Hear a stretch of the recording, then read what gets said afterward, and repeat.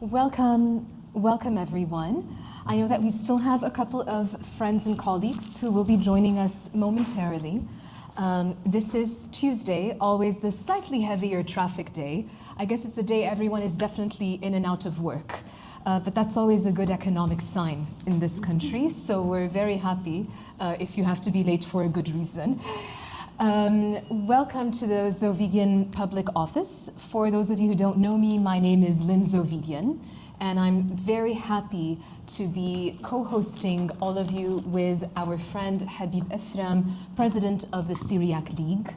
This is not the first time that the Syriac League and the Zovighian Public Office do something together, because our belief is at this stage in Lebanon's not just history, but present, reality, what matters more than dividing and conquering is to combine and conquer.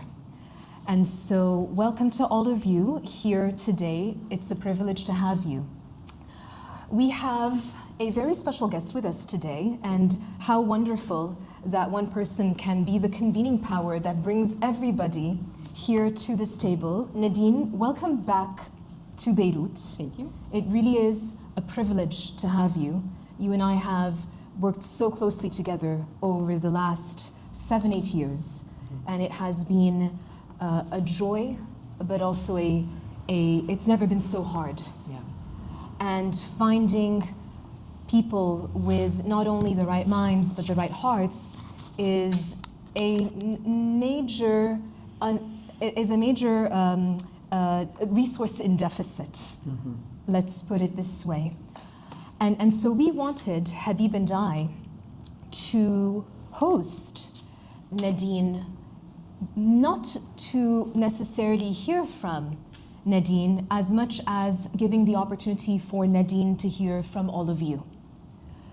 Today we stand at a time where the future of Lebanon and the future of the Levant are being determined by the people not in this room.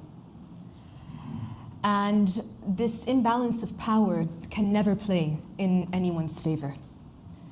And today what needs to be done is bringing local voice to the power centers, particularly Washington, D.C., but also encouraging Washington, D.C. to come a little bit closer to us.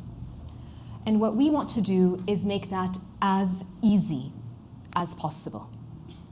So those of you here today, and some of our colleagues and friends who couldn't be with us here today, you are the ones who come not just with the heart, because you care so much about what you are doing, and the emotion and the drive and the relentlessness, and with so much gratitude to your important work. Thank you for still being in Lebanon. But you also come with the mind and the critical thinking. This table is a different type of table. It's one where we can say things that maybe we might not want to say elsewhere, because this is the safe space in the truest sense of the word. And so I invite each of you in your 3-minute remarks to say what you believe needs to be said, because if we're not going to start to have the tough, hard conversations now, I think the question beckons, when will we? Are we going to have it when a US official is in the room with us? Or are we going to mediate, seek consensus, compromise, negotiate amongst ourselves, so that when we are in front of the world, we are one very clear front line? And I know from our friends in State Department and the White House that that is what they really do not get from their Middle Eastern counterparts. They do not get that.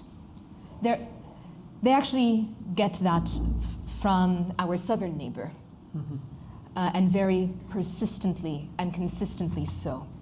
But they don't get that from the rest of us.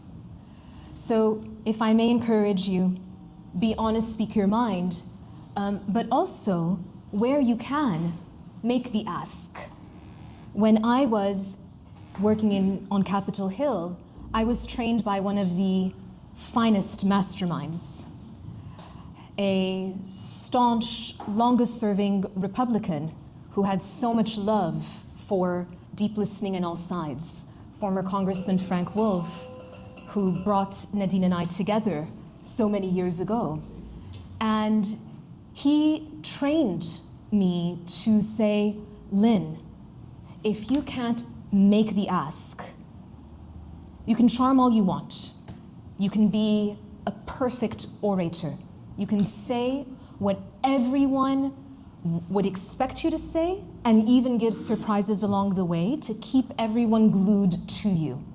But if you do not make the ask, the meeting is over, and with it, the impact is forfeited.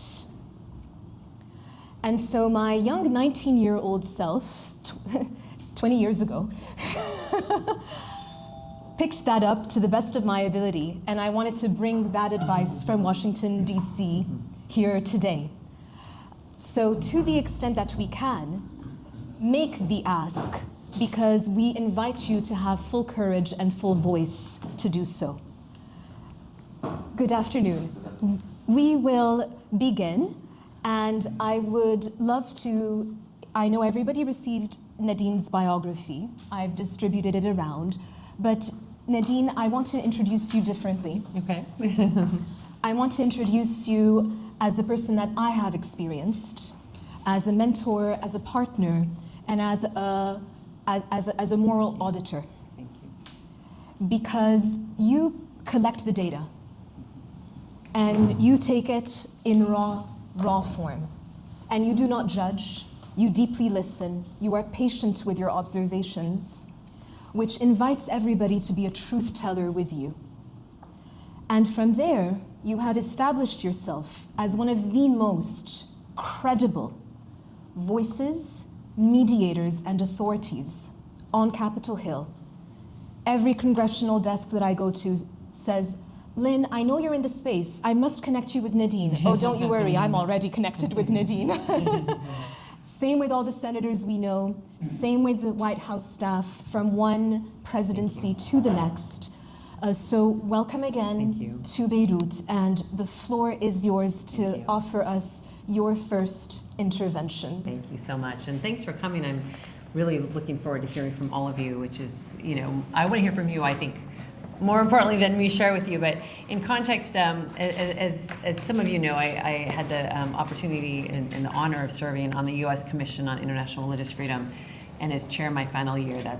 You can only serve 2 terms, and I was appointed by President Trump during the last administration.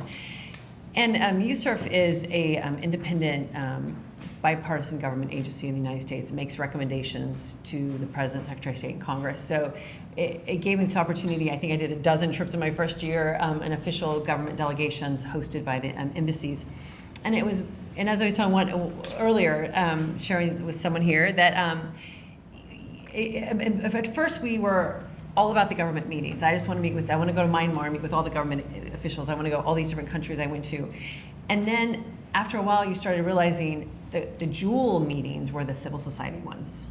Like, they were the ones that you just ate it up, because everything else was kind of propaganda. If you wanted to actually know what was happening in a country, so what I found, that the embassies often wouldn't set those up as much.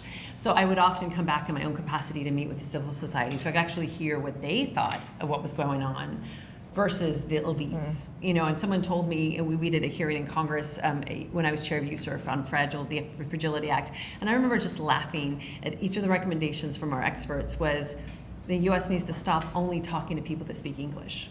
Like, each of them had that as a recommendation, because it's so easy for us to just always, and it keeps you in this elite bubble, and you don't get to talk to people on the ground. So I just started really traveling and listening, and figuring out it was not what I thought. Even Syria, I just returned from being in Damascus, and we had an event in Sednaya at the Orthodox Syriac Retreat Center, which was why Senator Shaheen came with Joe Wilson and Ambassador Brock to plan her visit around our event, where we're bringing clerics and religious communities together. Obviously Syrians were driving it. We were supporting them in the work, because obviously it has to be done local. We're not going to come in and take over this kind of work, but more like support this kind of work.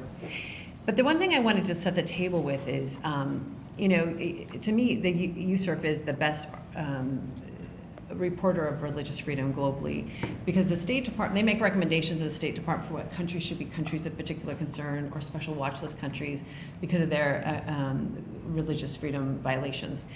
And in looking at their report from this last year, it kind of gives you a picture of what religious freedom looks like globally. Out of the 28 countries they've either specified as being countries of particular concern or special watch list countries, only one showed slight improvement, and that was Saudi Arabia. And 20 remained unchanged, and 7 worsened. So if you look at a graph of this, the green, which would be the improved countries, just goes down every year. And so it's easy to look at that and say, all this work in the religious freedom space, how is it that we're not seeing improvements in these countries? And, you know, in asking this question to so many experts, you know, a couple of people have pointed out to me, yeah, but 20 remain unchanged. That's almost, with all the bill, you know, that's actually the mark you look at, because it's really hard to build anything. If you've ever built a house, you know, it takes months, years to build a house, but it could take a few minutes for a tornado to destroy it. Mm-hmm. And I think that's what we see here. We do all this building on the ground to improve religious freedom conditions, and it just takes one leader, one act, one violent episode, you know, to create these divisions that take much longer to recover from than it did for the act itself to happen. And I think that this is a cycle that we're in. So, you know, I'm determined that to continue working towards building and actually building smarter, which has to be driven from the ground. The answers for Syria are found in Syria. Not that they can't learn best practices from around the world, because of course we want them to. But ultimately, you know, I've been involved in wanting to integrate the Northeast into Damascus in a way that preserves the remarkable religious freedom conditions they have in that region. But ultimately, the Syrians need to decide how that looks. And, you know, of course, I have an opinion, which is decentralization, and it looks like that's what they're also looking for. But ultimately, that has to be the way forward. I think a shift happened in the United States, and you guys all probably know this, and it was the politicization of risk, where if any diplomat was killed or hurt, everyone above them would be fired and removed. So then it became a panic where no one can ever leave the embassies anymore. Mm-hmm. No one can visit, you know, Syria if they, you know, Ambassador Barak lands on the ground for 6 hours and then he leaves, but no one else can go just wander around like I do. And I understand why, but it also has made it harder for them to access this information. So when I go to meet with them, they're often just like, please share me, you know, because they're just dying that they can't do what I do and go just listen to people. And I remember hearing some stories from people. I'm sitting there, you know, listening to them after hours and hours. And I'm thinking, you know, in the boardroom at the consulate in Erbil, they're just not going to say what they told me, you know, at their place having tea. It's just going to be different. And so I think the answers are on the ground in the countries, and how best we can gather that information, share that information, and learn is really the key for me, which is why I'm here and why I'm really excited to listen to you. And I, you know, would be glad individually to share about my trip to Syria at any point anyone wants to talk about that. Still trying to process that, but determined to try to build religious freedom there, even if the situation isn't the situation we would have hoped it would be at this point. The goal is really to keep trying to move forward despite the difficulty. So anyway, I'll hand it off back to you, and I'm looking forward to hearing from all of you. First, thank you for having us. And it's a pleasure. This is my first time here, and I'm happy to meet everyone. And I know we are living in a very complicated region of the world, in a very complicated times also.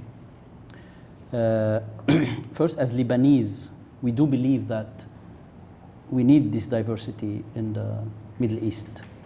And this diversity is being lost day after day. And everyone is asking, how can we protect it? Or how can we let it live? Because it's, for me, or for many Lebanese, it's not an option, but it's a duty to protect this freedom of speech and this diversity. And if you allow me also, I would like to talk as a minority, because as a Christian in the Levant, we became minorities. And we have fear for our future, for our children who are leaving Lebanon. We used to ask the families here, how many, do you have somebody living abroad? But now it's the opposite. Do you have somebody in Lebanon? And this is very sad because in Lebanon we lose them because I don't see a future, but in Syria or Iraq we lose them because security is gone. I was reading some numbers and I saw that Syria lost about 80% of its Christian in maybe 14 years, and Iraq lost 90% of its Christians. We're talking about 2.5 million, I guess, of Christians in the Middle East. And I don't know how, if we're talking about the Americans, I don't know how they cannot see that. And you were telling us they were eager to see and to feel the ground and to reach people and to do like you do. But we all know without reaching the ground in Syria or in Iraq, what's happening. Yeah. It's very obvious. Yeah. And the West does not want to see what's happening. And this is very sad and this is very dangerous. And we will be reduced to religious states talking about Syria and talking about Israel now. What's happening in Israel is not acceptable, and it's broadcasted live everywhere. So we don't need proofs to see this massacre and this, what do you call it, cleansing of Palestinians from Palestine. We don't need also to visit Syria to see what's happening with Alawites or Christians or Druze or even Shia and maybe Kurds on a later stage. As a Minister of Information, I thought the best thing I had to do was to protect the freedom of speech, because the freedom of speech also is related to the freedom of faith and the freedom of having a decent life. And when you have a decent life, you can say whatever you want, and you can improve your country, you can raise your kids here, and give what you have to give to your country. And it was not an easy thing to do, but I guess it's very possible. And it's very possible because we are still living in a country where we can respect each other despite everything and despite all what's happening. But at least we have this tiny culture of protecting our diversity, because we see we are a little bit different from our neighbors. What I think and what I conclude of my small experience as a minister is that we have one choice only, and it's to have a fair state and a secular state where everybody can live his faith and his culture and his freedom and to live his thoughts in a very decent and secured way. So if you want, this is what I think, and this is what I saw, and maybe I have to be brief, but this is maybe what's happening in our region and how I see things. First of all, when Dr. Abou said yesterday, he told me, Laure, you should prepare some intervention. I think for the three questions, I will prepare an answer for this, and it's my instinct to build yeah. So for the first point, I think about rejecting the politicization of religions. So I would like to begin with a fundamental principle. Religion must not be used as a political cover.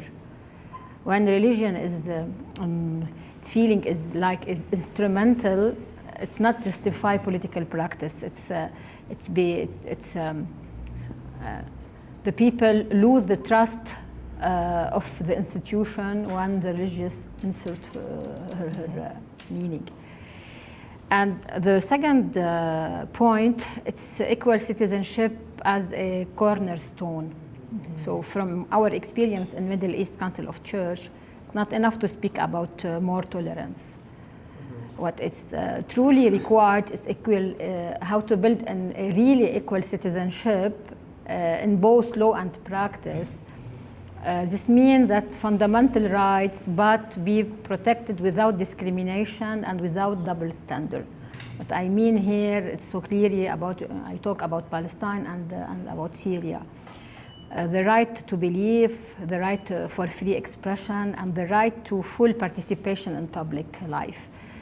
These are the guarantee by international covenant on civil and political rights. We don't not feel this structure really what we are doing in Palestine and Syria. The third point talk about social cohesion and protection. Preserving social cohesion requires several commitments. First, protecting religious site and sacred place as a shared heritage of humanity. Here I refer in all of violation suffered. I talk about church in Syria and Palestine also. How we can build a really international law if we cannot defend ourselves. Second point, developing school curriculum to provide knowledge about religion rather than indoctrination, and in order to foster mutual respect for all the. I don't like to talk about minority. I prefer to talk about the constitution of society. I prefer this expression. The fourth point, form a strategy to practice. We already have a clear pillar on which to build. What is needed are concrete national plans that translate this pillar into practice. Plans that combat discrimination, that to regulate hate speech across media and digital platforms, and how to build really a society basically about the equal side, how to think what is the value, how to build a good society, built of justice, of when we touch our student at university. Now we cannot talk with my student, because all the 10 years we will talk about justice, about equal. We don't see that in the practice. So most importantly, important thing, how to implement in a good national strategy, how to develop a partnership with civil society and with council, such as Middle East MSCC, which serve as a platform from Muslim and Christian dialogue and the protection of human dignity. This is my point, 4 point. Good evening. First of all, I would like to thank you for the invitation. Shukran, Ustaz Habib. Actually, it's very hard to talk about minorities or to talk about the Druze especially in 3 minutes. In fact, the Druze are considered a major component, a special component in the Levant in general and in Syria in particular. Their presence in the Levant returned back to 1,000 years ago. The recent event that took place in Hwaida have shed light on this authentic segment of the Levant. The government forces have committed the most horrible crimes and massacres against the Druze citizens. And these crimes are definitely considered as crimes against humanity and genocides at the hand of extremists and terrorist soldiers who have a long history of killing, slaughter, persecution, and torture. More than 1,500 Druze citizens have killed. 100 of women have kidnapped. Until this moment, we don't know anything about them. The only thing we know about some of the women that they obliged to get married from Sunni of Dera.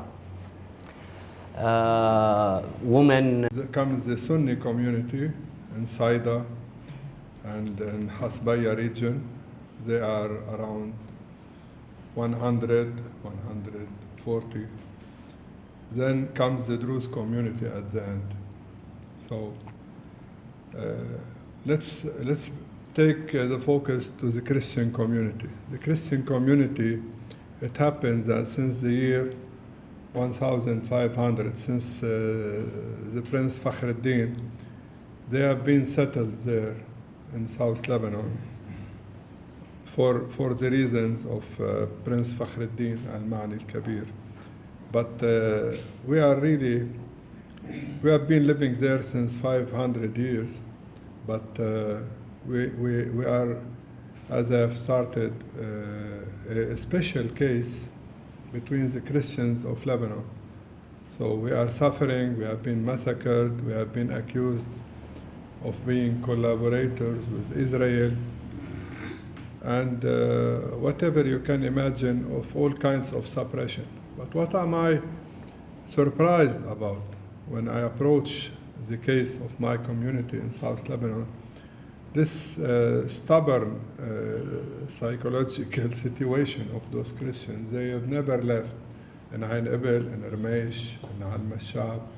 Their villages have been destroyed in Klai'a, in Marjayun, in Kaukaba, but they are rebuilt it. They insist on rebuilding it. They are very stubborn people. The question of this community summarizes the question of all the minorities, in my point of view, of how the Islam deals with them.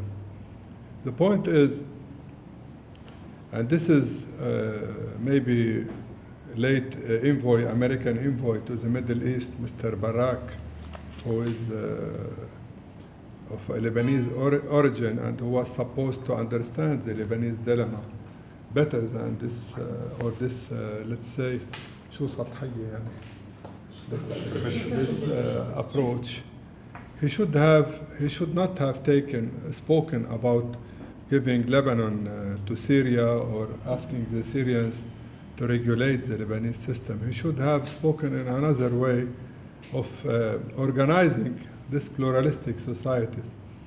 And thank God, للأسف, that what happened to the Druze community came as a slap on his face to tell him that this regime he's accounting on in Syria and Damascus is another face of Daesh foundation. And at the same time,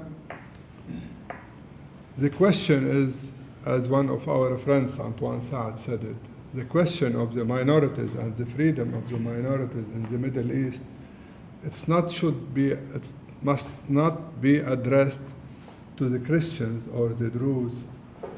It must be addressed to the Muslim intelligentsia, to the Islamic leaders, either Sunni or Shiite. The Shiite are taking control of Iraq, and they have forced most of them to leave Iraq. Now the Sunni regime is taking, the Sunni fundamentalists are taking authority in Damascus, and the Christians started to leave. The question for us in Lebanon is that we don't have this feeling of a minority. We still have this feeling of resistance, maybe because we are, historically we have a background of resistance, but I don't know for what extent this resistance can last. What we are asking you, since you are coming from an institute in the States, that don't make the fundamentalist Islamic movements fool you. As long as they don't recognize the pluralism of these societies, of the Moyen-Orient societies, they will not respect neither the Alawites, neither the Shiites, neither the... It's an honor to speak as a Druze scholar, but also as a student of this region's history of diversity. We celebrated yesterday the establishment of Greater Lebanon 105 years ago, a milestone. I just want to bring this up to say there's nothing right or wrong about borders being redrawn or countries being remade, because This country was shaped 105 years ago after the fall of the Ottoman Empire to reflect some of the needs that the people who lived here had. This is not carved in stone. Things can change. Things maybe should change at some point. Now, the Middle East, no doubt, is often remembered for its conflicts.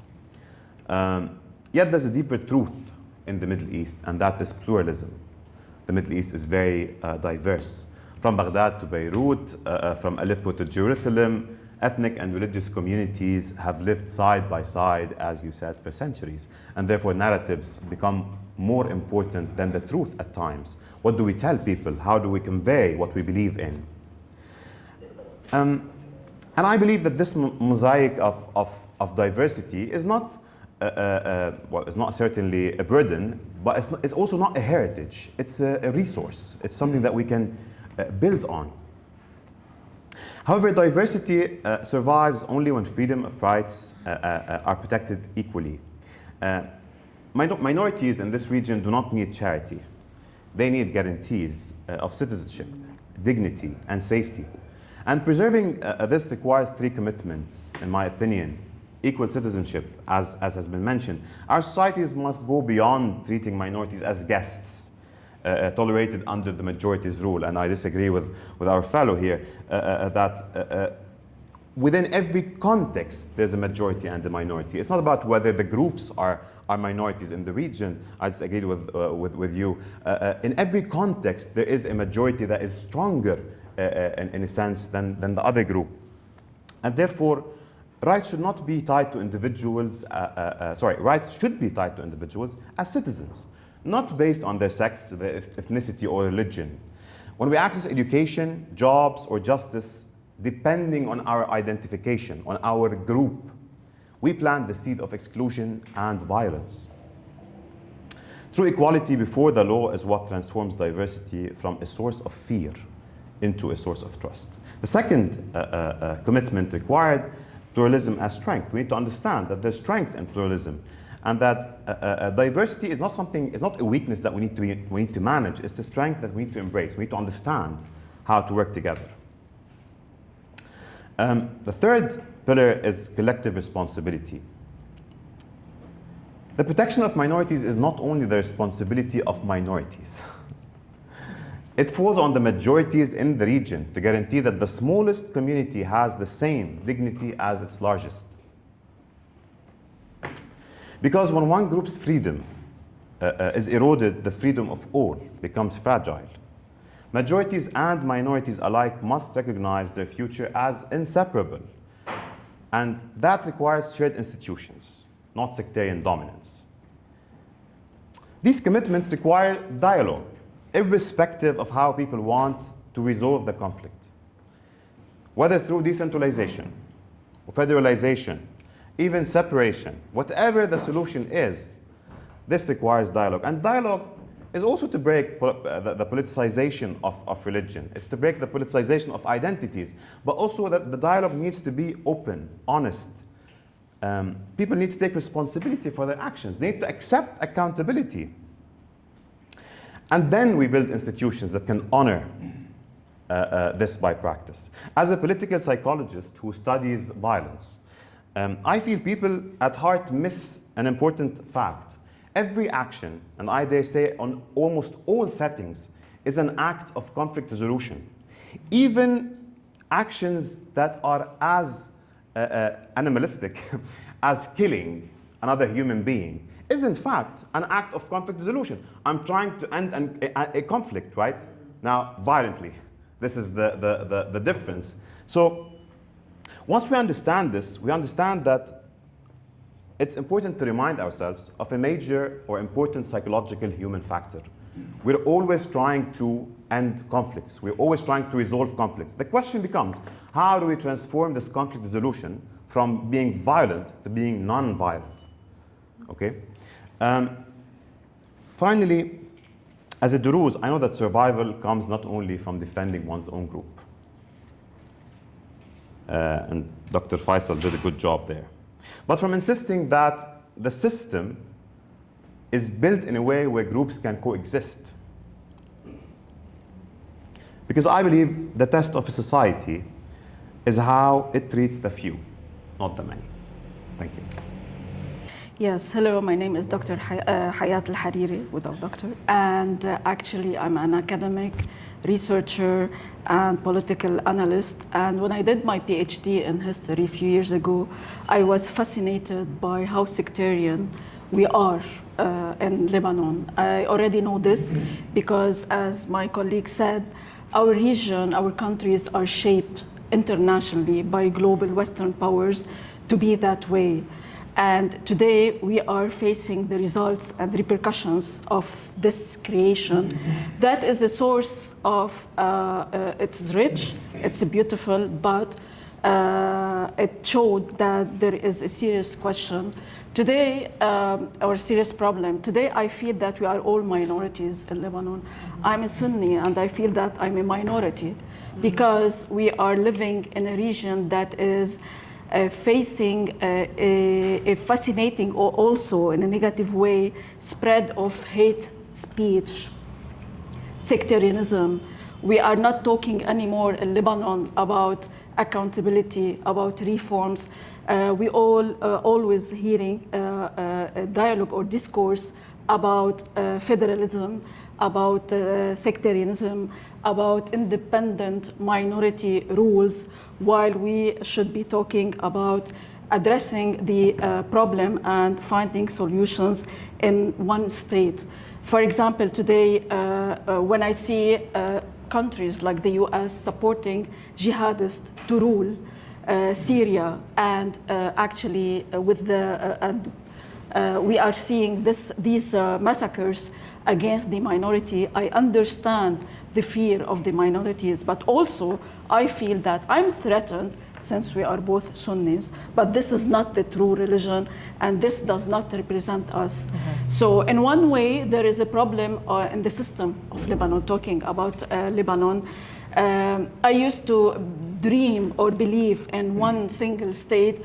Today, seriously and honestly, I question this rule or this state that has been going on for 105 years, the greater Lebanon. I believe in decentralization, yes, but also I know that in order to have a fair and just decentralization, we need reforms, we need accountability, we need a strong judicial system, and we do not have this. Before talking about the shape of the state, the nature of the state, whether federal or decentralized, which I'm more inclined to decentralization, we need to do reforms. We need a strong judicial system. How we can make this if today we are ruled by leaders, sectarian leaders, war lords, we know this, and actually they are legitimate, unfortunately, by the people.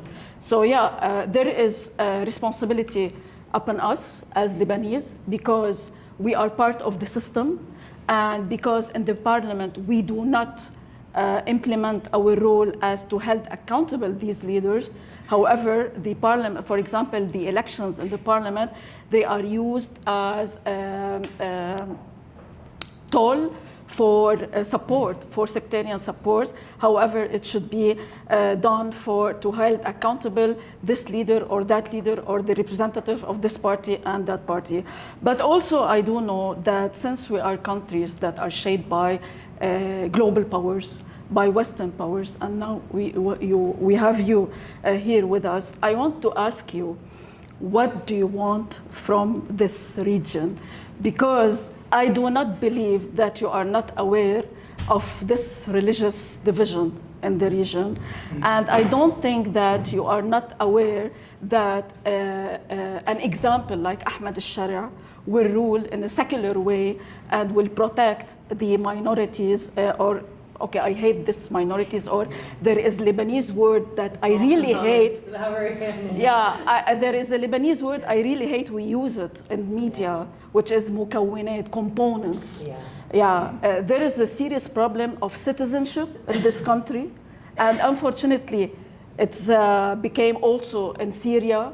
How can we build citizenship? It's our responsibility, but also that there are international factors and international issues that are affecting. I can have hundreds of dialogues. Okay, we are keen in Lebanon. We know how to do this. We make conferences, we talk, we write, and so on.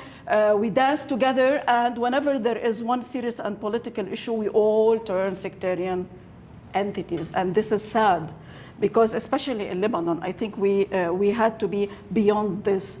But again, when I see the example of ruler in Syria, and I see what is going on, how can I convince Dr. Faisal, or how can I convince the people who support Hezbollah, or how can I convince the Christians that we are talking about secular states and we should do or implement a secular state, which is a dream. It became a dream now. And today, unfortunately, also I used to teach in the university. All what I can hear among students is Christians, Druze, Sunni, Shia, and so on. And now people are convinced that they had to be federal religious entities. I know that since Iraq until now, there is a reshape of the region. It's obvious. But we need to know, these Western powers, especially the United States, what do you want to have in the region? Are you pushing for religious entities, for federal states?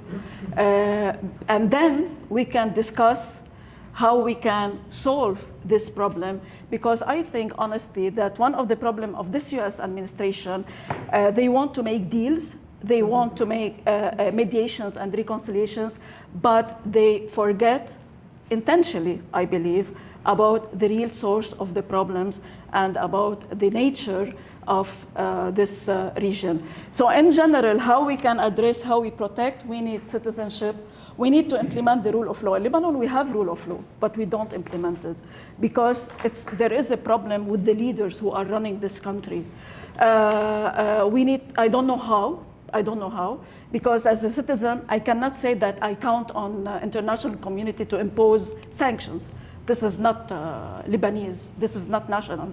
But at the same time, we reach a place that we don't know really how to hold accountable our leaders who are contributing to, and Mr. Emil, I think, he said that yes, today the institutions, there is a misconception of how people are looking to the institutions, state institutions. They see it as a favor a favor tool, or a tool of favoritism and clientism and so on.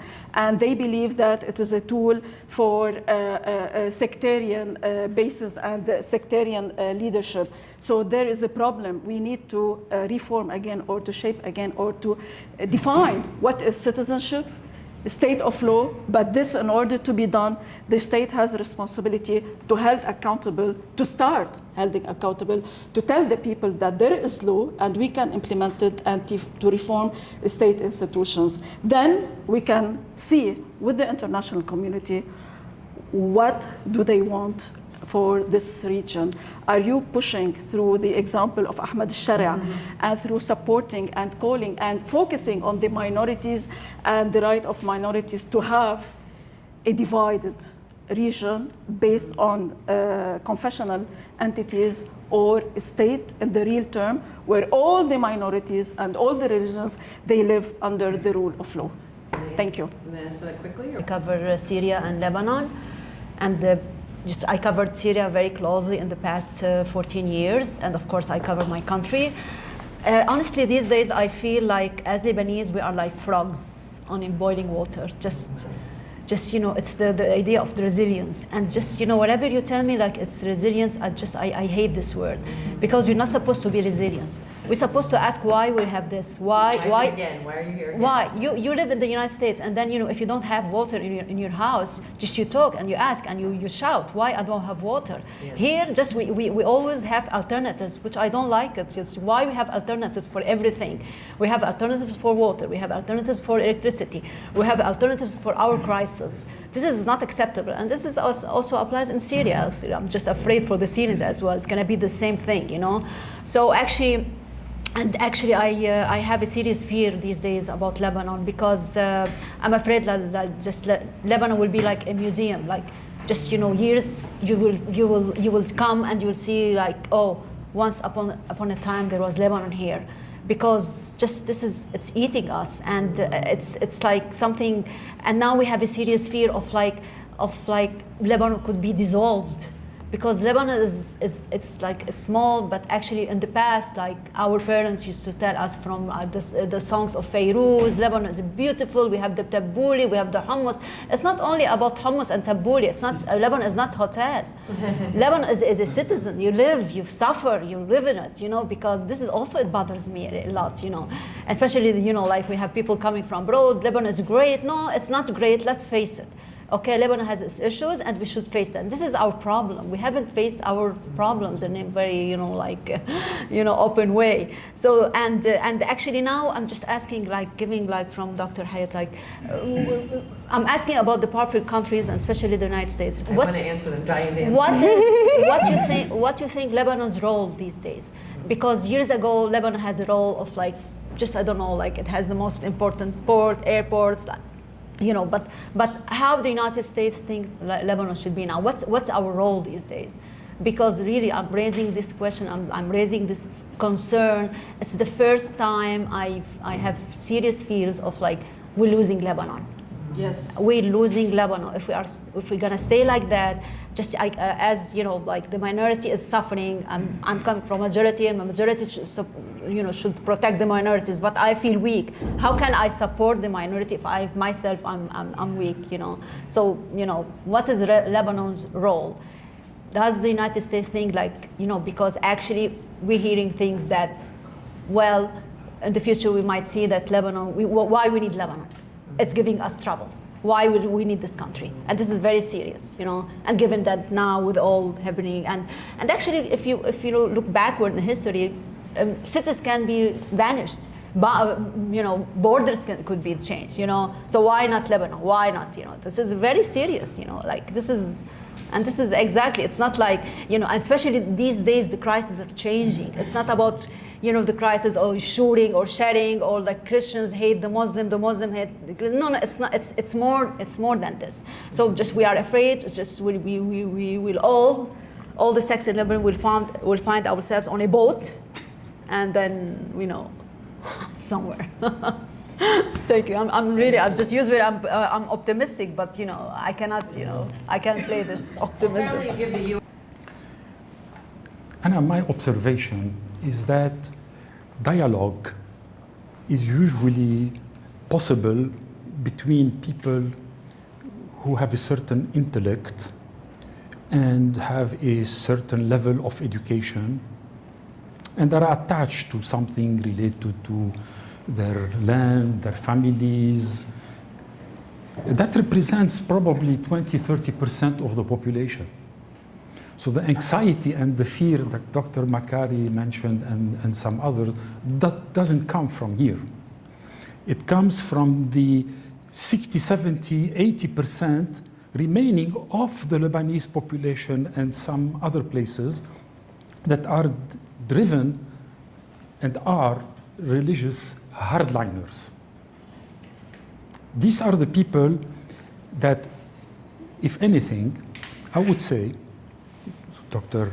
Maenza, we need an international policy that is supported by whoever, but particularly the West, GCC countries, who are going to support financially our countries in the region, etc. And when they say no money will come to Lebanon before the state have the control of the arm, okay? So that's a decision, that's a political decision. The policy should establish boundaries, boundary laws for every government, every decentralized autonomy or whatever kind. It doesn't matter. Lebanon stays the same, Syria doesn't, etc. Whoever is having a control on a particular land, whatever is the size of that autonomy, need to establish boundary laws that forbid anti-religion behavior and statements. And they need to, that policy needs also to impose on these countries to receive help, to receive assistance and help. They need to ensure that these laws are communicated to the far edge of the country.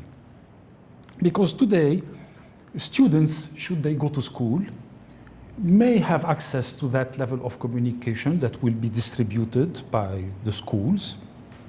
But otherwise, the minute they leave school, so at the age of 15, 16, 17, 18, they are under the influence of the political parties who can be controlled, who can be told to do and not to do, and the churches and the mosques and the synagogues. MBS forced them to tone down. That policy needs to say, these people needs to be toned down on what they say, and that means that no one should have the capability to impact civil peace. So the laws needs not to be against the speech, but it should not lead to blasphemy, to irrespect, to etc., that may trigger civil unrest. Even social media with these laws, once they are there and communicated the way I said, they will, the population, the society will accustom itself around these new laws, and they will start finger pointing on who is going too far. Yani if you receive something on Facebook that is totally unacceptable, the one who receives it should ask that Facebook block that one. He will block, they will come, they will review whatever he has said, I'm going to kill you, I'm going to do whatever, etc.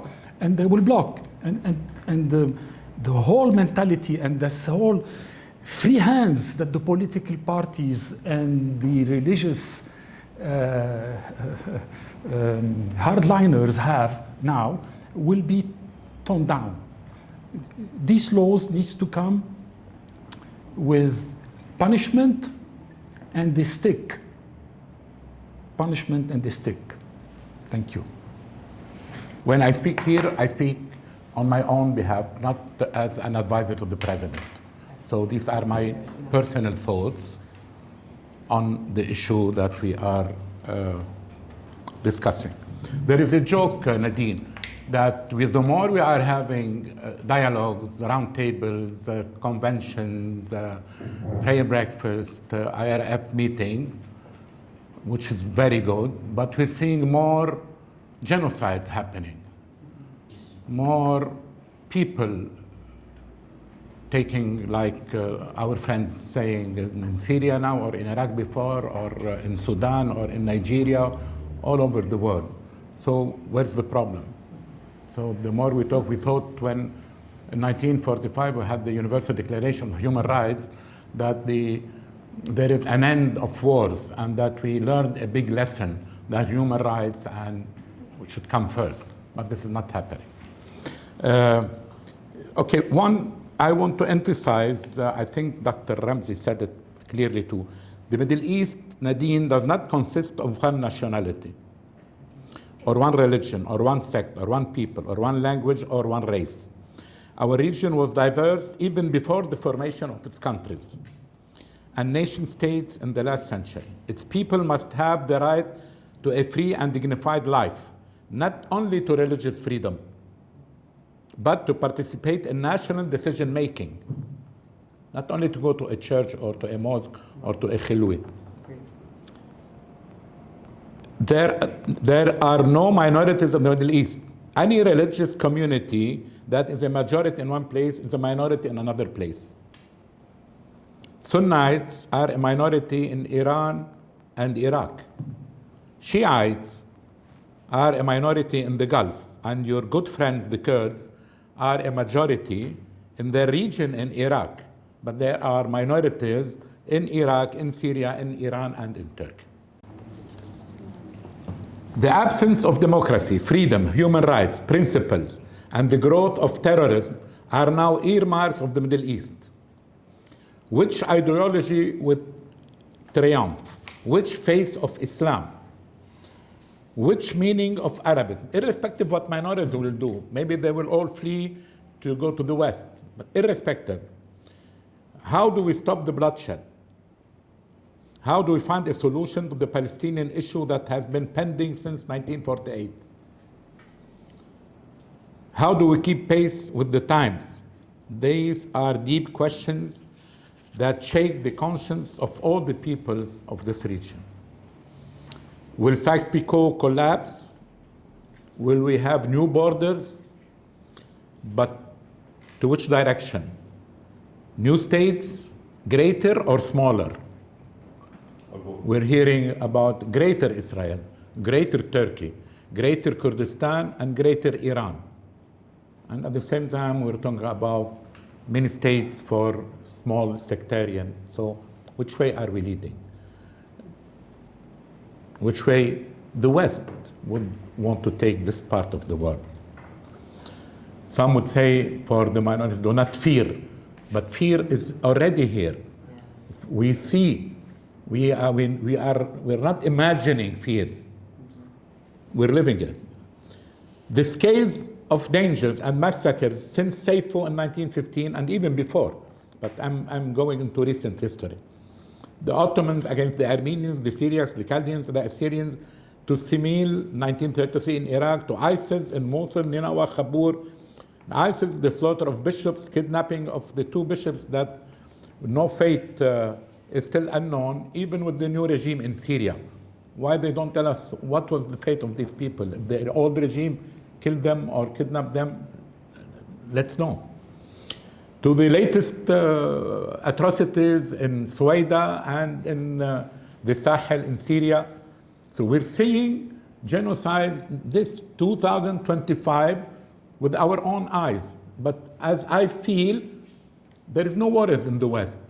There is no real understanding of what is happening, and the backing, we're not speaking against the regime, but we're seeing that there are nothing is being done, at least to stop what is happening. So to finalize, I have 2 things. Coming from Lebanon,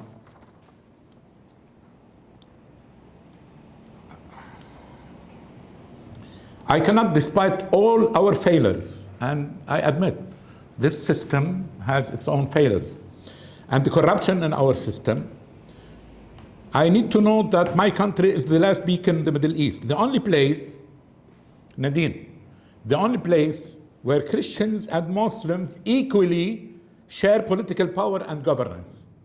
Even in Syria, there is religious freedom. You have Christians, have all their churches, even in Iraq. The problem is they are not part of governing. So the only place, and equally, irrespective of numbers, till now, this is our political system, with all the problems that we have inside. Equally share political power and governance, where 19 sects, and في أقباط Catholic, so not 18, can live together in peace, despite failures and problems.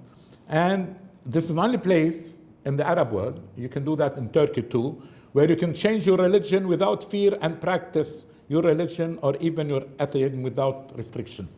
If you are atheist in Lebanon, you don't have a problem. So definitely in the whole Arab world, you can do, if you're a Christian, you can be a Muslim, but not the other way around. We must always support this experience, irrespective of the political system. This we call the covenant in Lebanon. In Arabic, it's the mithaq. It's the willingness to live together. And the political system, or sigha, which is what political system, that I would accept any political system that comes from the real will of the people. Lebanon, Syria, or Iraq, if the people in Syria would like to go to a federalism, it's their will. If we going to go into a decentralized country or whatever, this is our internal will. What is important, how do we live together? My last thought is your role. Your role as a thinker, as an activist, and the role of the US. We do not see, and excuse me for my language, we do not see real involvement in principles from the US. With you, you are an expert on religious freedom. We hear excellent things. We have been together for maybe 20 places together. We know that you and Brownback, you are pioneers in defending the real rights. But when it comes to real politics, we do not see it. We do not see fairness. My good friend Atallah said it, Pierre, we don't see fairness in the look, in the approach of the US politics on the Middle East. So if someone is your ally, if he's a mullah in Afghanistan now, so you're happy with him. If the Turks will massacre the Kurds, and if he's in NATO, he's your good friend. If Shara is in prison because his ISIS are not with you, he should stay in Guantanamo. If he does your agenda, he is with the tie, he's the best figure of politics. What we want from you, and we are naive people, we would like to think that still we believe that in the US there is this ideology of equal rights, of freedom, human rights. We studied in your universities, we have this approach, and to tell you the truth, even especially in Lebanon and Middle East, we don't feel that there is a link with a Chinese culture for this part of the world, or an Iranian culture, or the good friend Friedman said, do you feel that any person in this world would like to emigrate to Russia? No one. To China? No one. So we still believe that the US could play a better role based on principles, on real human rights, equal rights to everyone. We do not ask anything. As a friend said, we don't want you to defend us. Definitely not. We wanted to stick to principles, equal rights to everyone. Well, this is what we say always, n'est-ce pas? Religious freedom for everyone, anytime and everywhere. Thank you very much. Yeah, the U.S. wants short-term peace and does not have a long-term view. This president and the president before now, Donald Trump does want peace in the Middle East for his term. Okay, and this is a bipartisan problem in the U.S. It's short-term wins over long-term peace and stability. And that is why in 1998 Congress passed the International Religious Freedom Act in order to elevate religious freedom as part of US foreign policy, because we couldn't get it at the table. So they set up this office with an ambassador for religious freedom. They set up the US Commission on International Religious Freedom, where I served, to be a watchdog to try to force it into into foreign policy. They also set up that's only been filled one time for a few years, an advisor at the national security level, high level for religious freedom, only filled for 2 years under President Trump. And so what we see is this constant short-term win thing. Make a deal, we want a deal, we want a deal, we want a deal. Northeast Syria, as some of you know, I've been really interested in just what they preserve, imperfect as it is, but you can't deny some of the freedoms that they have there. So what is the US's goal in Syria? A deal between the Northeast and Damascus. Is it a deal that will bring long-term peace and stability to Syria? No. It's a deal. It's just a deal. And so, I think sometimes in the religious freedom, I've been trying to segue, and if you watch my work at all, you'll kind of see this. I think sometimes in America, we're always against things, but we're never for things. So in the Ephrem movement, we're against China, we're against Russia, all we do is talk about all the bad players all the time. And it's like, okay, so where are the bright spots? To me, I found Northeast Syria is a bright spot. Imperfect, but bright. Taiwan is a bright spot. How does this Mandarin island exist here? How did that happen? What can the US do to preserve it? Lebanon is a bright spot. What's this? How did Paris end up here? How do we preserve it? And so I do think sometimes that we are so against the bad actors and then we leave these bright spots weaker in the US. It's not really part of US policy to protect the bright religious freedom spots around the world. It's really to be against the bad actors. So the USERF set up in a way to be against the bad actors. They don't really talk about the good actors, the bright spots. You know, once in a while they do. In Northeast Syria got attention because it was in a country of particular concern, so it got attention. But if you're not in one of those, you don't get attention. So that's with Syria, that is really my push right now, is how do we get a long-term situation where Christians can stay? I mean, if you were to come up with say you want to destroy Christianity in the Middle East, invade Iraq in 2003? Who would have thought that that was the way to destroy Christianity for the United States? And so let's try to, they talk about goal setting where you set the goal and then you go backwards, right? I want to be this in 5 years. So what does that look like? Well, let's look at Syria. If we want it to be how we want it to be pluralistic, how do you get there from here? Especially with what we have right now. And can I just say, for years I've been talking about the Syrian opposition, and Syrian opposition people nod with me when I say the dichotomy of, it started with Dr. Burham, these amazing academics in the diaspora that gave so much for Syria. But on the ground, it was Islamists. But somehow the gatherings for the Syrian opposition would all be these impressive people who'd given so much for their country. But no one ever talked about the fact they were Islamists on the ground. I mean, in Ephrem, in Serikani, there's pictures of the president of the Syrian opposition handing a check to a US-sanctioned militia leader for human rights violations and even trafficking Yazidi women and girls. And yet the US is funding this. You're just like, my head hurts. How does this all fit? And then everyone's like, after this, how did we get here? And I'm just like, really? How did we not get here is the better question. Because in Washington, everyone just pretends. There was an event on Northeast Syria a couple years back, maybe only a year or so, at one institute. And I listened to half of it online, and no one ever mentioned Turkey. Now, this was actually a few months after Turkey had just destroyed about 2 million people's infrastructure of electricity. Not insignificant, yet it did not come up. Because in Washington, no one's going to talk about Turkey and Northeast Syria because they all want to get in an administration. Everyone's, the think tank people all are waiting. They're almost like an administration in waiting for the next administration. So the Democrats right now are all in the think tanks waiting for the next administration, and the Republicans do that too. And so no one wants to exclude themselves from being chosen. So we know that they'll lobby against us if we say, so we'll just pretend Turkey's not destroying the infrastructure in Syria, and that the Khabur Valley, they built 3 dams after 2019 when they invaded Razaline, that now the Khabur River is dry. And so the Assyrian farmers cannot farm now, and there's no water. That will never come up in Washington. So I did this roundtable at the Council on Foreign Relations last summer, and which I was like, wow, I'm invited to speak here, and it was so funny because I went around the table and there's like maybe 25 people, and it was like every single person. I was introducing myself, and they were like, yeah, we know who you are. And it was either like, get up, take a selfie with me, hug me, thank me, or just look at me like, oh yeah, we know you.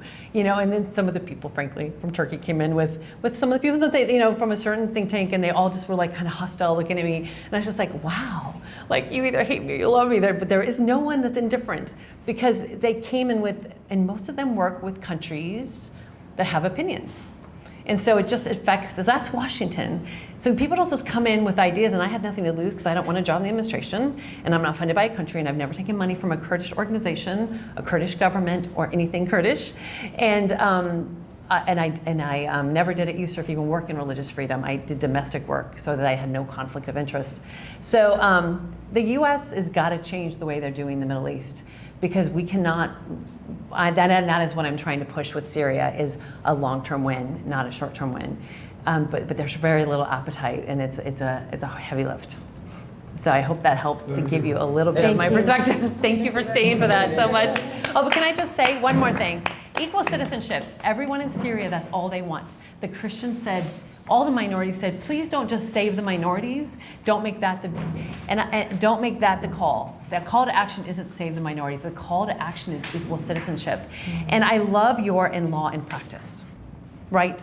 Because it really has to be both. But that is the call of all the minority groups and the majority group, frankly, and even the minorities, like the Christians, like we don't want to be favored, but we don't want to be marginalized. And that definitely was in the Northeast in April when I was there. That's what they said, and that's what they've said this time. And so anyway, I just thought that was a really interesting takeaway. Little groups of uneducated people saying that, the patriarch saying that. It's really the call for Syria. Is what you guys have here, where Muslims and Christians can both sit at the table, and that's what they want in Syria. So thank you all. Thank you.